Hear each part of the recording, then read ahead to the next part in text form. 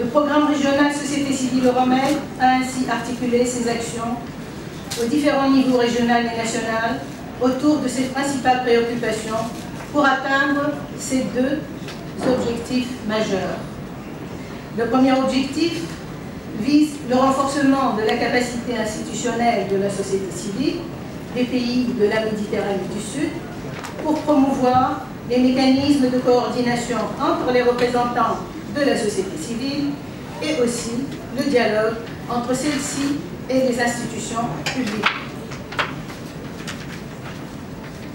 Le deuxième objectif se situe au niveau des relations avec l'Europe et vise à promouvoir les débats et activités au niveau national et régional autour des politiques, institutions et mécanismes euro-méditerranéens pour les stratégies participatives de la société civile dans les mécanismes décisionnels romains. Tout au long du programme, durant plus de 3 années, la maturation de la réflexion se faisait dans l'itération entre le niveau régional et le niveau national sur les différentes problématiques actuelles des libertés, des droits constitutionnels, du développement, des droits économiques, de l'accès à l'information, à la connaissance, à la culture et du rôle des médias, ainsi que sur les questions des relations avec l'Europe et du processus euro-méditerranéen. Les études et les analyses comparées menées par les groupes nationaux de coordination dans les pays concernés par le programme témoignent de beaucoup de similitudes, mais certes aussi de bien de diversité de situations dans les différents domaines politiques, socioculturels et économiques. Les séminaires régionaux et les rencontres régionales étaient l'occasion de développer des convergences et d'enrichir les analyses pour la diversité des expériences. Dans tous les cas, ces investigations ont révélé un véritable mouvement historique de redéploiement des forces politiques et sociales. Un mouvement exigeant en demande de mécanismes de dialogue et de concertation entre les composantes de la société civile, qu'elles soient associations de femmes, associations de droits humains, associations de jeunes, de développement durable, de recherche ou d'environnement, mais aussi, et de syndicats, mais aussi on demande de mécanismes de médiation et de dialogue entre ces composantes et les institutions publiques. Le mot-clé de la situation le plus partagé par ces entités, c'est la voie consensuelle pour la garantie d'une transition démocratique et pour relever les défis de la construction constitutionnelle, politique et sociale. Et c'est le dialogue civil et social qui mènera à cette voie et pour laquelle plusieurs organisations de la société civile ont travaillé ces dernières années dans le cadre de ce programme et dans d'autres dynamiques hors de ce programme. Je tiens ainsi à remercier les groupes nationaux de coordination du programme et leurs points focaux et toutes les organisations de la société civile qui les constituent pour le travail laborieux accompli durant plusieurs mois, malgré les aléas de la conjoncture politique et sociale des pays en transition. Je les félicite pour leur engagement et leur volonté de mettre en commun leur expérience et d'en tirer les leçons qui s'imposent.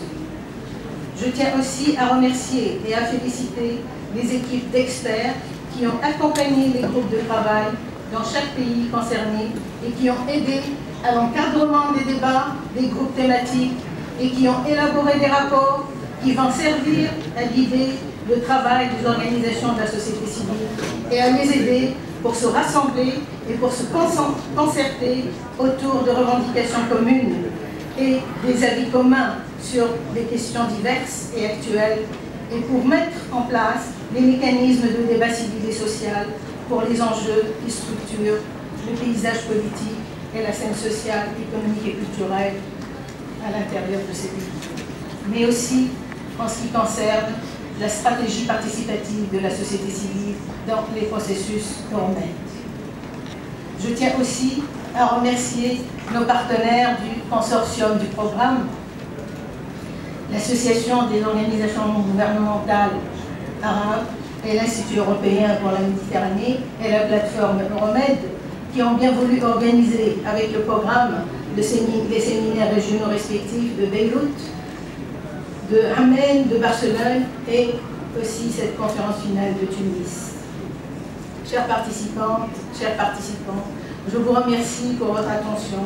Je vous souhaite plein succès à vos travaux pour ces 3 prochaines journées de la conférence finale du programme Société civile Euromed, sans oublier de souhaiter à toutes celles et à tous ceux qui sont venus de loin de passer un agréable séjour en Tunisie, et je vous remercie pour votre attention.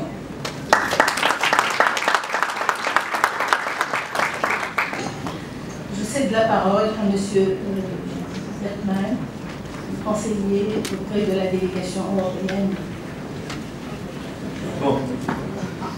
معالي وزير الشؤون الاجتماعية السيد خليل الزاوية، الأستاذ باتريك بيرغمانز مستشار دائرة التعاون في بعثة الاتحاد الأوروبي، رئيس برنامج المجتمع المدني الأستاذ أندريا أماتو، ومديرة البرنامج الدكتورة سعاد تريكي، الزميلات والزملاء في منظمات المجتمع المدني الأوروبي والعربي، الحضور الكريم. اسمحوا لي بداية باسم المنبر المدني للمنظمات غير الحكومية الأوروبية المتوسطية أن أرحب بكم في تونس، التي شهدت أول انتفاضة شعبية أدت إلى تغيير النظام فيه، وكانت فاتحة لثورات عربية غيرت المشهد العام للمنطقة ككل. كما أرحب بكم في ورشة العمل الختامية لبرنامج المجتمع المدني في إطار أدوات سياسة الجوار الأوروبية. إن المنبر المدني الأوروبي المتوسطي هو شبكة مستقلة لمنظمات المجتمع المدني في الدول المحيطة بالبحر الأبيض المتوسط، وينخرط في عضوية المنبر ما يزيد عن 86 منظمة محلية وشبكة وطنية وشبكة شبه إقليمية وشبكة إقليمية تعمل في مختلف المجالات وفي مختلف دول الاتحاد الأوروبي والبحر المتوسط.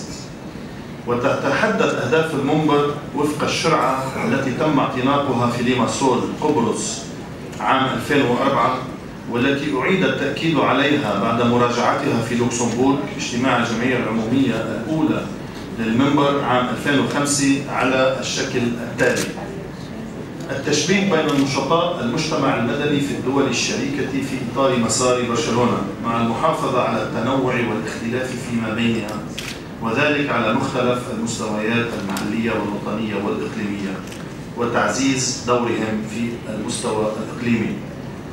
تركيز انخراطهم النشيط والفاعل في عملية برشلونة، وكذلك في مختلف السياسات المعتمدة من أجل تطوير العلاقات بين الاتحاد الأوروبي ودول المتوسط، وتحديدا من خلال الشراكة الأوروبية المتوسطية وسياسة الجوار.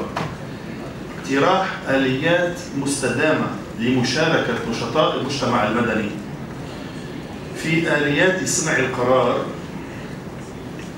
في الشراكة الأوروبية المتوسطية وسياسة الجوار الأوروبية، وتطوير الأدوات المشتركة التي تتقاطع بين كل الشبكات والتي تسمح بتحقيق هذه الأهداف.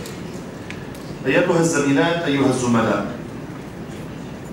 تنعقد هذه الورشة في وقت لا زالت فيه المنطقة العربية تمر بالتحولات الكبيرة والخطيرة، وهي تحولات متسارعة تطال البنية السياسية والعلاقات التي تربط المواطن بالدولة وتساهم في صياغة علاقات الدولة بالشركاء الأوروبيين والدوليين. لقد انتفضت شعوب المنطقة من أجل إعادة صياغة العقد الاجتماعي على أسس جديدة تنطلق من مبادئ حقوق الإنسان واحترام الحريات العامة والخاصة والكرامة الإنسانية والمساواة بين الجنسين والسعي إلى تحقيق العدالة وسيادة القانون. وعلى الرغم من التحديات التي تواجهها الانتفاضات الشعبية، لا زالت المؤشرات تدل على أنه بعد التغيير الذي حصل بات من الصعب عودة الأمور إلى الوراء، وعلى وجه الخصوص بعد تحرر إرادة الشعوب العربية في تقرير مصيرها. لقد تمكنت الشعوب من قلب المعادلة، حيث أن شرعية الحكم عادت إليها بعد أن بقيت لعقود طويلة مستمدة من بعض القوى الدولية ومن القوى الأمنية والعسكرية في البلاد.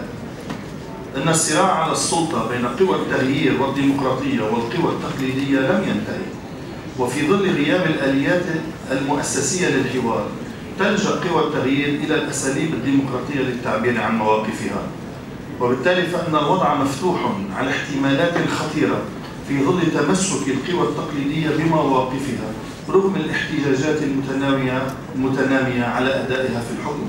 لذلك لقد أمسى دعم الشركاء مطلوبا وضروريا وفق توجهات تأخذ بالاعتبار العديد من التحديات والتي نلخصها بالتالي. أولا، يجب أن يستمر مسار التغيير إلى أن يستكمل بناء الدولة المدنية الديمقراطية التي تقوم على أساس احترام حقوق الإنسان والحريات العامة والخاصة ويحميها دستور جديد.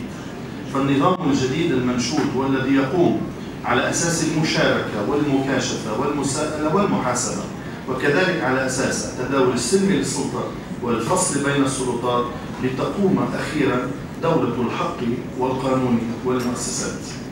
وثانيا، لا بد من إيلاء التحولات الاقتصادية والاجتماعية الأولوية التي تستحق، فغياب العدالة والتهميش وتزايد معدلات الفقر والبطالة خاصة بين الشباب وتحديدا في وسط الشباب المتخرج والوافد حديثا إلى سوق العمل كان في أساس الثورات. إن الفشل في معالجة هذه الأوضاع ليس ناتجا عن غياب الحريات والديمقراطية فحسب، ولكنه ناتج أيضا عن التوجهات الاقتصادية والاجتماعية الخاطئة التي لم تلبي احتياجات المواطنين. فالعمل بموجب اقتصاد السوق الحرة والتركيز على معدلات النمو الاقتصادي أدت إلى تعميق التفاوت على أشكاله جغرافيا واجتماعيا وبالنسبة إلى النوع الاجتماعي، وهذا ما ضاعف من حدة التوتر. المطلوب هو الانتقال نحو اقتصادات منتجة ومستدامة تكون مولدة للعمل اللائق وتعزز الإنتاج في مختلف المناطق وفي قطاعات متنوعة ذات قيمة مضافة بالنسبة للاقتصاد الوطني، مع اعتماد سياسات لتوزيع الدخل على المواطنين بشكل عادل. وتلعب الدولة في ظل هذا النموذج دورا أساسيا، وكذلك الشراكة بين القطاعين العام والخاص. ومن نافذ القول أن المجتمع المدني هو شريك أساسي في العملية التنموية وبمختلف مراحلها. وثالث هذه التحديات هو غياب الخبرة لدى القوى التي استلمت السلطة حديثا، فضلا عن غياب الرؤية المتكاملة لديها لبناء الدولة العصرية والنموذج التنموي الجديد، وهذا ما يؤدي إلى المزيد من التوتر. كما تشهد المرحلة الانتقالية صعودا للقوى الإسلامية بتنوعها وتفاوت انتماءاتها الفكرية وأساليبها النضالية في مختلف الدول، لتزيد من المشهد تعقيدا والتباسا. ففي الوقت الذي كانت فيه الشعوب طواقة إلى الحرية والتقدم والحداثة، تعطي هذه القوى انطباعا مختلفا، رغم أننا نعترف بحق أي طرف سياسي في ممارسة عمله بما لا يتعارض مع مبادئ الديمقراطية واحترام حقوق الإنسان التي لا تتجزأ. وبالتالي فإن هذه القوى تتحمل مسؤولية تاريخية في نظرة المواطنين إلى الإسلام السياسي وإلى دوره في الحكم، ما يتطلب إعادة نظر جذرية لأدائها باتجاه الانفتاح والحوار الذي تنخرط فيه مختلف القوى السياسية والفئات الاجتماعية. إن غياب الشفافية والديمقراطية في الحكم يساهم في إضعاف الثقة فيه ويؤجج الصراع على السلطة. ولدى الحديث عن الحوار الوطني لا بد من التطرق إلى الآليات الفاعلة التي يفترض اعتمادها بما يضمن حوارا بناء وتشاركيا وهادفا. الحضور الكريم، لقد انطلق برنامج المجتمع المدني في سياسة الجوار الأوروبية قبيل الانتفاضات والثورات العربية، ولكنه استمر خلالها ولامس الحوار الدائر بين مختلف الأطراف التنموية في المنطقة الأوروبية المتوسطية، إذ تطرق إلى السياسات الاقتصادية والاجتماعية وإلى تحديات التنمية المستدامة، وإلى حرية الإعلام وحرية التعبير والحق بالتجمع. وفي كل هذه النشاطات كان البرنامج يرتكز إلى المواقف المشتركة التي صدرت تباعا عن مؤسسات الاتحاد الأوروبي مجلسا ومفوضية وبرلمانا، والتي عبرت عن مواقفه الإيجابية والداعمة للتحولات التي تجري في المنطقة، كما عبرت عن التضامن مع إرادة شعوبها الطواقة إلى الحرية والتقدم. سيما وأن الإعلام الأول الذي صدر عن الاتحاد الأوروبي والذي عرف بالمزيد من أجل المزيد والأقل من أجل الأقل يشجع الحكومات على السير قدما في إطلاق الحريات العامة والسياسية والمدنية من خلال قوانين جديدة للأحزاب والدعوة لإجراء الانتخابات الحرة والنزيهة وإلى فصل السلطات بعد إجراء إصلاحات في السلطة القضائية، كما أكد على ضرورة إطلاق الجهود التنموية من أجل معالجة الاختلالات وخلق فرص عمل جديدة وتحديدا وسط الشباب والنساء. إن الشراكة الحقيقية تقوم على أساس المبادئ التي تم التوافق عليها في المحافل الدولية والتي اندرجت في إطار الشراكة العالمية من أجل التنمية، وهي تقوم أولا على أساس إعادة النظر بالنظام التجاري العالمي وإقامة علاقات تجارية أكثر توازنا تساعد الدول النامية على مواجهة تحدياتها. لذلك فإن الدعوة للتفاوض على تعميق العلاقات التجارية ولإطلاق قطاعات إضافية كالاستثمار والمناقصات العامة والخدمات تحتاج إلى إعادة نظر من قبل الشركاء ومراجعة على المستوى الوطني ريثما يتم تقييم أثر الاتفاقيات الموقعة سابقا على المستويين الاجتماعي لا سيما الحق في العمل والحماية الاجتماعية وعلى المستوى البيئي. وثانيا تأتي في إطار الشراكة من أجل التنمية مسألة الديون الخارجية، كونها ترهق كاهل الدول النامية وهي تتطلب إعادة هيكلة أو إلغاء كاملة. وتأتي ثالثا سياسة المساعدات التنموية التي يفترض أن تأخذ بالاعتبار مبادئ فاعلية التنمية وإعلان باريس حول فاعلية المساعدات وخطة عمل أكرا وإعلان بوسان، والتي تتحدث عن الشراكة وعن الملكية الديمقراطية الوطنية وعن المساءلة المتبادلة، بالإضافة إلى وجوب التناسق في السياسات بين الجهات المانحة والجهات المستفيدة. وفي كل الأحوال من شأن المبادئ المطروحة أعلى أن تؤدي إلى تمكين الشعوب من تحرير مواردها الوطنية واستخدامها في برامج تنموية تستفيد منها وتعزز قدراتها. من هذا المنطلق وفي إطار سعينا إلى تعزيز العلاقة بين البلدان العربية وبلدان الجوار الأوروبي، نرى أن الحوار بين الشركاء يفترض أن يرتكز إلى هذه الرؤية وأن يأخذ بالاعتبار العوامل التالية. أولا أن المرحلة تتطلب العمل من أجل توفير الدعم المادي والثقل للحكومات التي تتحمل أعباء المرحلة الانتقالية في الاستجابة إلى الاحتياجات الآنية للمواطنين، وكذلك لمؤسسات المجتمع المدني التي تلعب دورا كشريك تنموي فاعل، علما أن ما نراه من مفاوضات مضنية مع المؤسسات المالية الدولية لا سيما مع صندوق النقد الدولي والدول التي تشهد تحولا تعطي انطباعا بأن الدعم المادي مشروط، خاصة في ظل الغموض الذي يعتري هذه المفاوضات وغياب الشفافية عنها. ثانيا المساهمة في تقييم الأثر الاقتصادي والاجتماعي لسياسات التكيف الهيكلي التي طبقت خلال العقود الماضية والاتفاقيات التجارة الحرة التي أبرمت في إطار مشاريع وبرامج الشراكة الأورو-متوسطية، بما يسمح بإعادة النظر بالأولويات الوطنية والأهداف الاستراتيجية المتوخاة من هذه السياسات والاتفاقيات.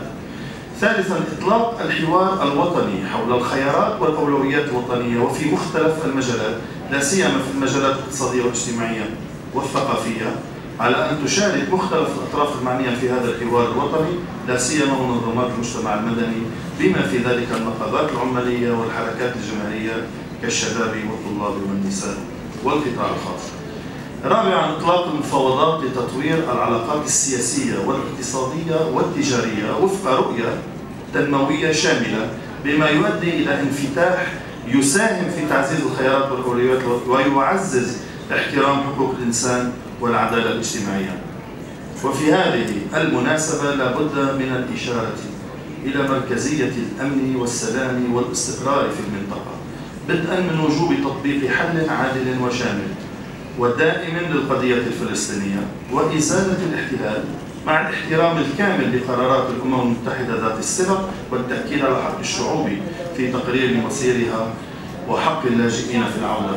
كما تتطلب المرحلة الأخذ بالاعتبار العبر والدروس من الأزمة العالمية متعددة الجوانب المالية والاقتصادية والبيئية وارتفاع أسعار الغذاء والطاقة، والتي تؤشر إلى عدم قدرة النظام الاقتصادي القائم حاليا على تأمين الفرص والإمكانيات والموارد للتنمية الثابتة والمستمرة. من هنا شكل هذا البرنامج فرصة حقيقية لتعميق الحوار حول كل هذه المسائل ولتوضيح التحديات والمطالب والمقترحات ولتعزيز التعاون وإطلاق حملات المناصرة في مجال السياسات ذات الأولوية. فشكرا لكل من ساهم في إنجاح هذا البرنامج وخاصة للزملاء العاملين فيه، والشكر موصول إلى الاتحاد الأوروبي وإلى الجهات القائمة عليه، وشكرا لإصغائكم.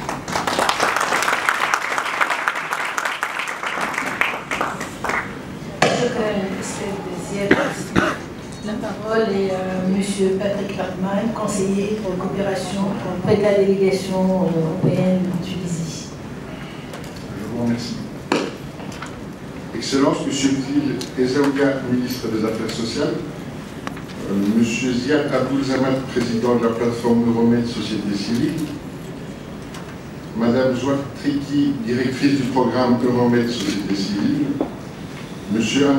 Andrea Amato, président de l'Institut méditerranéen, chef de file du consortium Euromed Société Civile, Mesdames et Messieurs les représentants des organisations de la société civile, des administrations publiques et des organisations internationales, Mesdames et Messieurs les experts, chers invités et participants.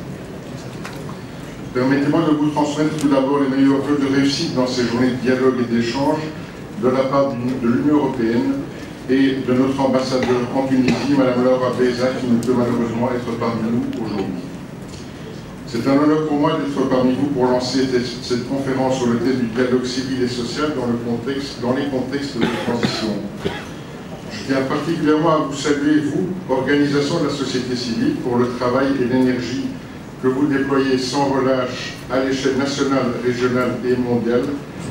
En effet, vous ne cessez de nous interpeller et vous nous rappelez constamment que nos sociétés changent et qu'on se doit de repenser leur fonctionnement et de protéger nos acquis en termes de liberté et de droits fondamentaux. Alors que les journées de travail de cette conférence finale s'amorcent, comment ne pas penser aux récentes manifestations en Turquie et au Brésil, aux mouvements de protestation en Grèce, aux mobilisations citoyennes en Tunisie ou en Égypte, pour ne citer que certaines des mobilisations les plus récentes. Ce sont de nombreux mouvements citoyens qui naissent ainsi à travers le monde, et particulièrement depuis 2010 au niveau régional, pour dénoncer le diktat de l'homme établi et protester contre les systèmes qui tardent à réagir aux crises économiques et aux évolutions politiques et sociétales de nos sociétés. Durant ces 3 jours, vous allez participer à des sessions qui porteront sur la participation citoyenne et le dialogue dans le cadre de la transition que vivent beaucoup de nos pays aujourd'hui. Je dis nos pays car bien que le contexte transitionnel soit plus visible dans certains pays de la rive sud de la Méditerranée, les actualités politiques en Europe et ailleurs démontrent que nous sommes partout en période de mutation et de remise en question quant au fonctionnement de nos nations et de nos institutions, y compris au sein de l'Union européenne. Dans ce contexte, l'Union européenne considère que la société civile est une force vive et porteuse de changement. Elle s'est engagée de longue date dans l'appui à l'émergence et à la consolidation d'organisations de la société civile indépendantes du pouvoir politique et capables de contribuer au débat démocratique.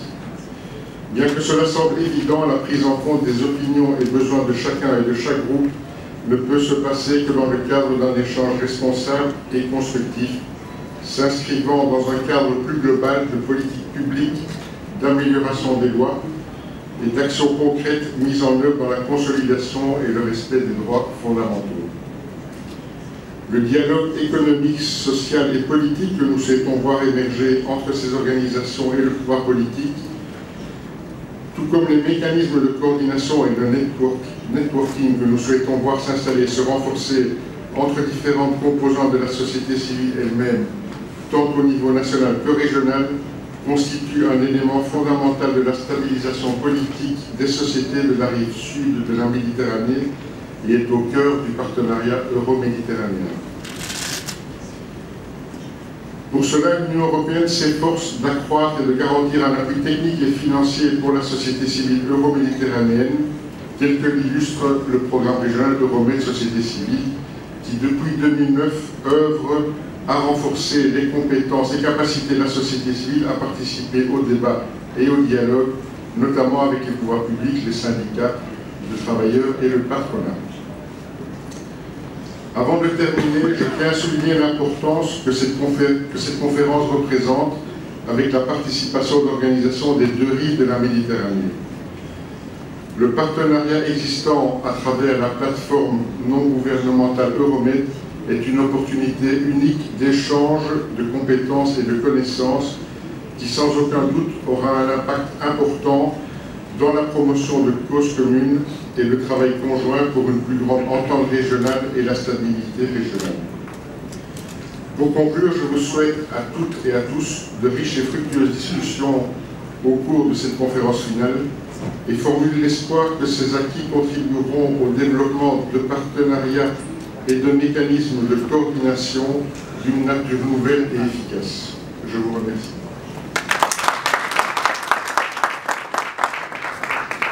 Merci, M. Bergman. La parole est à M. le ministre, le ministre des Affaires sociales de la République tunisienne. Merci. Bonjour. Madame Souad Trik, directrice du programme Euromed de la société civile. M. Ziad Abdessamad, président de la plateforme non gouvernementale. M. Patrick Batmans, représentant de la délégation de l'Union européenne en Tunisie. M. Tamadou, bienvenue. C'est avec beaucoup de plaisir et même d'émotion que je participe avec vous à cette inauguration de ce colloque. Il y a quelques années, pas très longtemps, lorsque un débat s'instituait entre l'Union européenne et la société civile tunisienne indépendante, ça se passait à volet fermé et sous haute surveillance. Et on y participait, je vois aussi des amis qui étaient dans ce débat-là, des amis de la Ligue Waldorf, Mme Souad, et on est allé en catimini à la délégation pour pouvoir présenter un avis de la société civile indépendante. Et c'est avec beaucoup de plaisir. Aujourd'hui, cette Tunisie qui vit une transition démocratique, certes difficile, mais qui est une réalité, vous accueille et accueille l'ensemble des participants de la société civile internationale dans ce pays. La Tunisie, on l'a dit, lorsque beaucoup de représentants d'États étrangers venaient ici, on disait que la Tunisie pouvait être un excellent laboratoire de démocratie dans les pays arabes. Et c'est ce qui est en train de se passer. Malgré les difficultés, nous vivons réellement un dialogue sur tous les plans. Un dialogue politique, un dialogue social, un dialogue sur les orientations, et c'est un dialogue qui est multidimensionnel avec tous les participants, de quel qu'ils soient. Même les manifestations dans les rues, c'est une forme de dialogue et qui est positive. Et que l'État, aujourd'hui, est en obligation de défendre et de protéger. Ce qu'on a vécu sur le débat à propos de la Constitution, ce qu'on a vu comme débat entre les partenaires sociaux, entre le gouvernement, le GTT, l'UTICA, la centrale patronale et les syndicats ouvriers, vraiment dénote de l'état d'esprit qui est de plus en plus ancré dans la société tunisienne.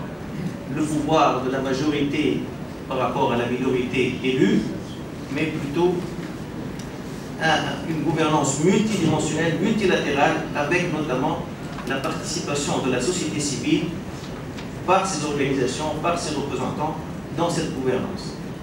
Et ce schéma de gouvernance classique, majorité et minorité, ne peut plus marcher nous venons de vivre récemment 2 exemples de pays où une majorité bien implantée, de loin bien implantée, vient de subir des contestations massives dans la rue, à savoir le Brésil et la Turquie.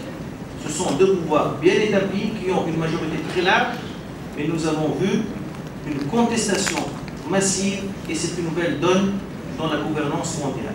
Ce n'est plus le pouvoir n'est plus uniquement aux politiques, n'est plus uniquement au Parlement ou à la majorité parlementaire ou à la majorité qui se dégage, mais la gouvernance se doit de faire participer essentiellement la société civile. C'est elle qui permet d'absorber toutes les difficultés que peut vivre un pays en période de crise et surtout un pays en période de transition. Le gouvernement tunisien aujourd'hui est conscient plus que jamais de cette option. Nous avons ouvert avec le deuxième gouvernement d'après les élections un vaste champ de dialogue. La société civile s'y prête très bien, elle s'est même organisée. Nous avons une structure qui est dirigée par les 4 grandes formations de la société civile que sont l'UJDT, l'UTICA, ils sont 5 maintenant. L'Ordre des avocats, la Ligue des droits de l'homme, ils sont 4 ou 5, et qui organisent aussi bien le débat qui concerne le social et économique dans le pays, et une rencontre a eu lieu récemment entre une délégation gouvernementale et cette délégation de la société civile qui a été déléguée par l'ensemble des partis politiques. Il y a eu une délégation de l'ensemble des partis politiques pour venir discuter avec le gouvernement. C'est dire que vraiment le dialogue est très important en Tunisie et nous y attachons une importance capitale pour la réussite de cette transition démocratique. Nous ne voulons pas vivre ce qu'on vit dans un pays voisin qui est très proche de nous, où il y a une situation de scission carrément sociologique dans le pays et où une partie de la population est remontée contre l'autre, et nous sommes plutôt pour le consensus et le fait d'opter pour l'adoption de la Constitution par les 2 tiers est une volonté de consensus de par tous les acteurs politiques fondamentaux dans ce pays, et c'est une constante et c'est une bonne chose.